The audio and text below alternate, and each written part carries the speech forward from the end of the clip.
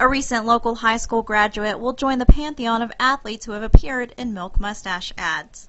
Texico High's Fallon Scanlan is one of 25 high school seniors awarded a 2011 Sammy, short for Scholar Athlete Milk Mustache of the Year. The award also includes a $7,500 college scholarship and a trip to Disney World in Florida. All 25 winners will also appear in an ad in USA Today this summer with the signature milk mustaches. The award honors seniors who excel in academics, athletics, community service, and leadership. They also must regularly include milk in their diet, in Scanlan's case, chocolate milk. Fallon was part of 4 consecutive volleyball state championship teams and won 1 state title each in basketball and track.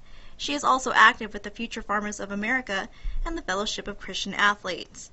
Freedom New Mexico's Rick White chatted with Fallon at her home recently. Can you tell us what did the application process for the award include? Well, you had to fill out a pretty lengthy application. It was like probably 7 or 8 pages long, just including your name, activities that you're in, service projects that you've done, leadership positions, basically just like an extended resume. Just had to send that in, had to send my transcripts in to verify my grades and things, make sure I wasn't fibbing or extending the truth or any of that stuff. But did they do any kind of second interview process, or they just went off of that? No, they just went straight off to that. Okay. After you submitted the application, there was different boards, and it went through a first kind of results, and they narrowed it down to, 100 or 200 individuals, and then they narrowed it down again to the 25 through a specific final panel kind of thing. Now, how many scholarships did you? That was one of how many scholarship or money opportunities for college kind of things did you do? One of many. Okay. As a senior, you try and fill out as many things as you can. So I'd say I filled out probably 50 scholarship applications this year. Okay. And so yeah. Was that kind of your long shot one where? Yeah. Okay. Definitely. Okay. Yeah, I didn't expect to get that Okay. one just because it was a national scholarship and there was only 25 individuals that got it. You think Okay. of 25 in the nation, and it doesn't come very likely that you're going to get it, but it was a surprise. It says as part of the interview or the application process that milk is included in your diet. Yes. So what is your favorite milk type of food, or the way you drink? Do you drink milk? Do you? I cereal? love chocolate milk. Chocolate milk. Chocolate milk's my favorite. Okay. Yeah, I drink it all the time. Really? Yeah. Okay. Before you go to bed at night, or Yep. just, okay. I was told that at the beginning of my athletics career, as a freshman, I was told to drink a glass of chocolate milk and bananas at night, and it would help, bulk me up and get me stronger. And so I just kind of have carried that on for a long time. So. Okay. So maybe you'll have a chocolate milk mustache? Maybe they'll make it brown. I don't know. Okay. Tell us about that. You get to be, you and the other 25 candidates, or 25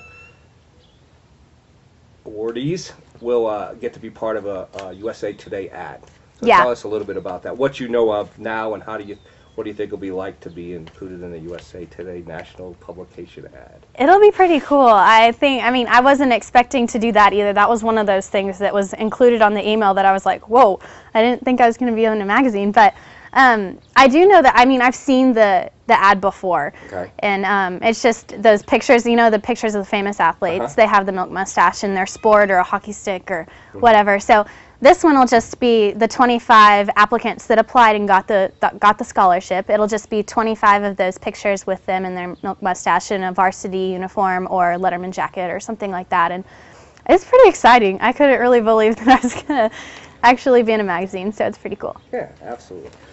Your college choice. What are your future plans for your college plans, and then maybe a little bit beyond that? Can you take us through that? Yeah, I'm going to the University of Kansas and majoring in business, more of the management part of it, and hopefully minoring in communications.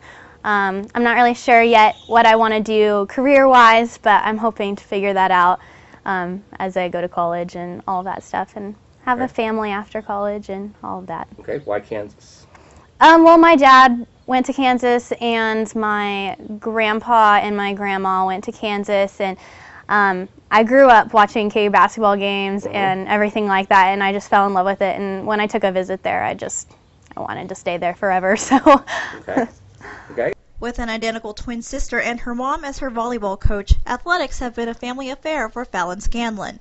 Fallon Scanlan is also a standout athlete who played volleyball, basketball, and golf at Texico. Here's more from Fallon. You are a identical twin. Yes. Your sister's name is Erin, and I wonder, I'm sure there's like every kind of situation in life, there's good parts of it and there's not so good parts of it. So Yeah. what is the best part about being a twin? You always have a best friend.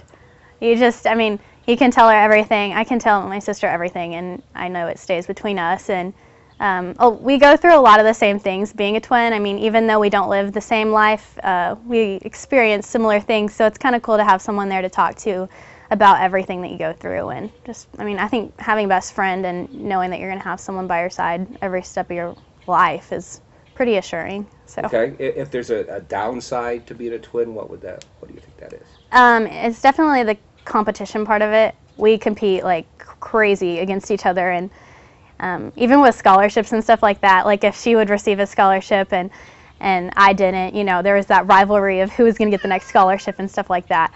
So competition in sports and scholarships and academics and everything is it's tough, but it's good.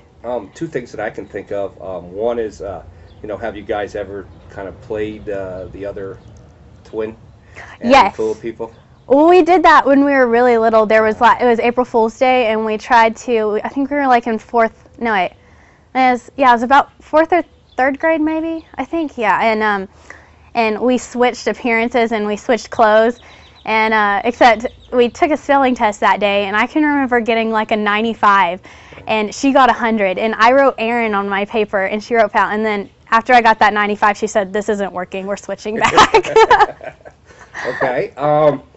And I imagine, was there a point in time that you guys, did your mom dress you alike, and what was that like when you got to not be dressed? I mean, you must be in a good day when you didn't have to dress like your sister. Yes. Well, we did for quite a while, like when we were real little, and when we were born until we were probably, I'd say 4-ish, we dressed alike. And then one day, I can't remember if I asked my mom that a long time ago, and I can't remember what she said, but it was either me or Erin came into the room, and we just said, "I don't want to dress like her anymore," and walked out. And then from then on, we dressed differently, and so that's how it worked. Is there a quality that you admire about your sister that, that she has that maybe you wish you were blessed with a little bit more? Yeah, she's very talented in that she's got these organizational skills that are insane. Like, she will get assigned something to do and she will have it done like within the next 2 hours. And it's like she has this mental checklist in her head, and she will get everything on the checklist checked off. And it's a great quality to have. I love it. And if you ask her to do something, it'll be done. And it's not going to be procrastinated or put off to the last minute, which is good. So.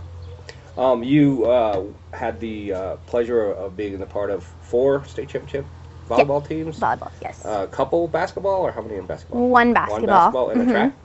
And 1 track, 2 runner-up in track. 2, okay. So that's a lot of celebrations. That's a lot of positive experiences. Can you recall anything through your high school career that just kind of stands out to you as something you're going to remember as being one of the best things about playing athletics? Well, winning 4 state championships in one sport is pretty phenomenal. I don't think very many people even dream of doing that and think it's a possibility. So reaching that in itself is it's incredible. I mean, when we're up there with like pro teams that have barely won 3 in a row or 4 in a row, we're just a high school team. I think it's pretty phenomenal that we can reach that level of competition. And I also think for me, for track it was a pretty unique season all 4 years that I did it. Specifically, my junior and senior years were really amazing, and we had very few girls that participated and did exceptionally well in the overall placings, which was really cool and neat to experience. Is that one of those things? It sounds like track's a really hard-working sport. Is that one of the things that you enjoyed about it? That's definitely. Okay. It's definitely hard. And a lot of people think of running around in a circle as fast as you can. It's just completely pointless and idiotic. But it's just something that I embrace the challenge. I like it. And, the girls out there that worked with me every day were just, they never complained about it. And they just you know, got down in the dirt and did it, and that's what I liked about it. And we were such a team in it. Speaking of dirt, that's what most of the track meets were, right? yeah, this year big time. Yeah, that's tough.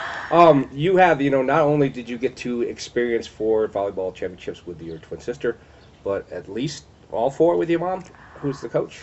3 with my mom. 3 with the mom. 1 with Coach Littleton. Okay. Yeah, who moved for her.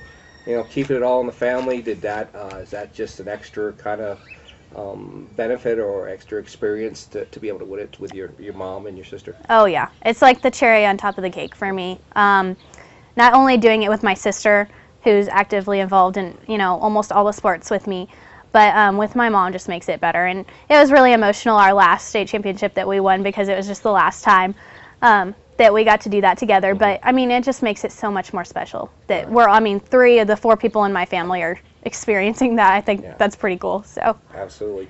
Talk a little bit about the dynamics of mom coach kind of thing. Is that kind of hard sometimes to set that aside, when you're driving home or at home? What's that like?